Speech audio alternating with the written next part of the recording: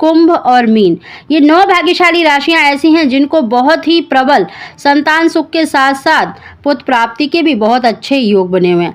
साथ ही आपको जो हमने दिनों का बताया है, उन दिनों में ही अगर आप गर्भ धारण करते हैं तो निश्चित ही आपको मनवांछित संतान की प्राप्ति होगी। दोस्तों, वीडियो पसंद आई हो तो इसको लाइक शेयर जरूर करें। आप सभी को जय श्री कृष्णा।